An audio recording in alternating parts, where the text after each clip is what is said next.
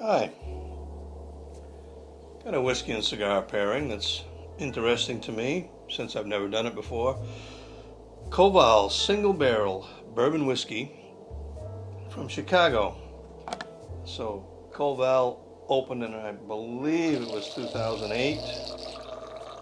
Notice I'm pouring this through an aerator, which previous experience has taught me with this particular beverage that I want to do.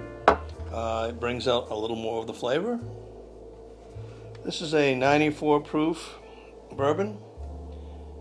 The mash bill is 51% corn, 49% millet.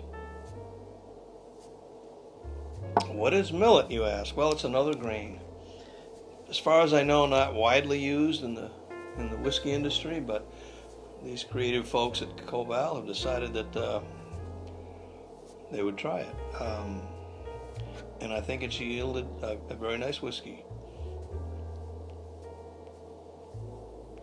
I'm going to pair it with an Alec Bradley Tempus cigar, which I believe, paired with other whiskeys, maybe even done videos on them. But when I drank this whiskey, a little while ago, my daughter and I were doing a sort of an impression or a review of this whiskey, and she asked me what cigar I would elect to try with this, and I picked one. So that was the Alec Bradley Tempus Nicaragua. So I'm going to give it a shot. I found earlier today that aerating this whiskey or proofing it by adding 15 mils, half a teaspoon, something like that, of water, really made it taste very good. It really introduced a lot of character I had not experienced initially.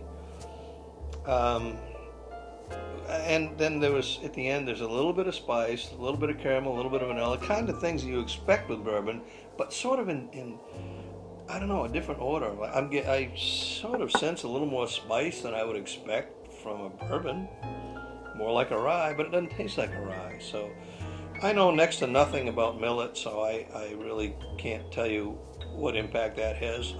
I can say that after aerating it, or as I said, or proofing it, this is a very, very user-friendly bourbon. 94 proof. Let's see how it likes this cigar.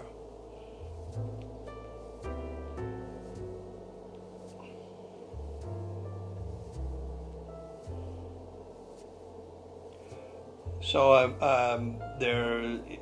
there's kind of a cedar, leathery component to this cigar, which is not present in the whiskey on its own. My first impression is when you put them together, that actually works pretty well.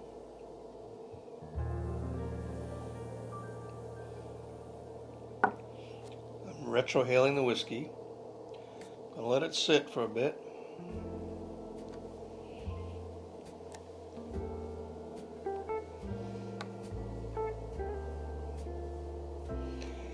So I noticed this before. With this whiskey, there is a long finish. It lingers quite a bit. Particularly if you do what I just did, hold it in your mouth a little bit, retrohale, and then swallow it. It takes a long time for that little bit of spice at the end to go away. And then if you get the cigar there before it goes away completely, it doesn't revive it, it changes it into something a little different.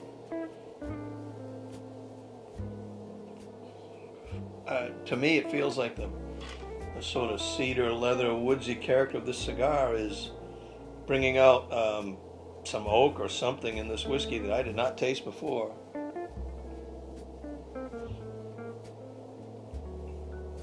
This is not unusual. In fact, I'm going to say it's always the case.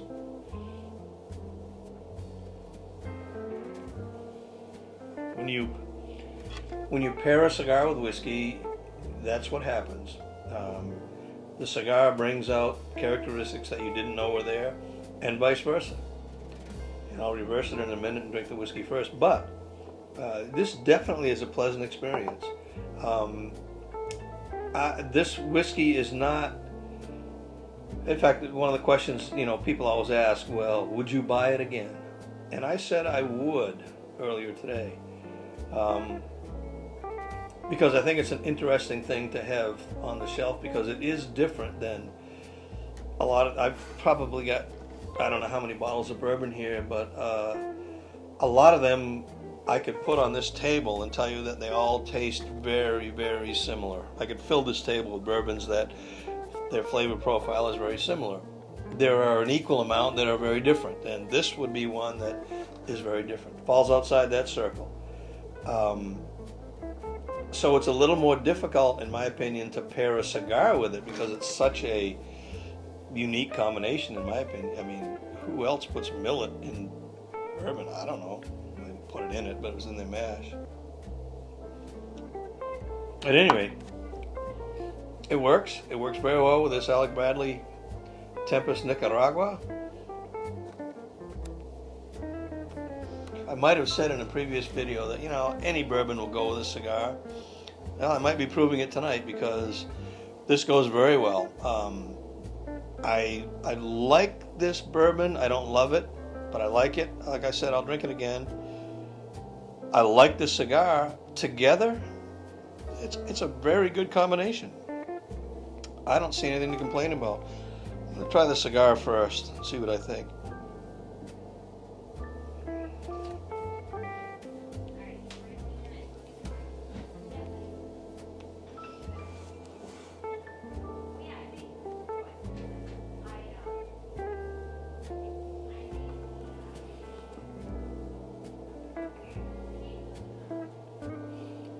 Definitely not as good. This is a case, as often happens, where, for me, I like drinking the whiskey first, following up with a cigar. And in this case, the cigar enhances the whiskey experience. The other way around, not so much. The whiskey does not enhance the cigar. They're just sort of different things. So the sequence is important. Details matter sometimes. And in this case, do the whiskey first.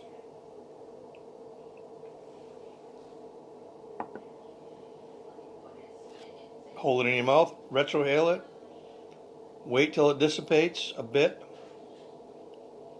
Now,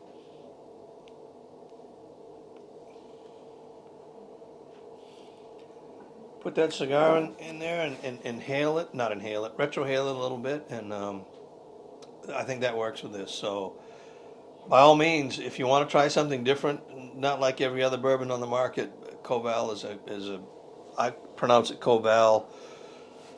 It may be Koval for all I know, but this bourbon and this Alec Bradley Tempus Nicaraguan cigar is a great pairing. Give it a try.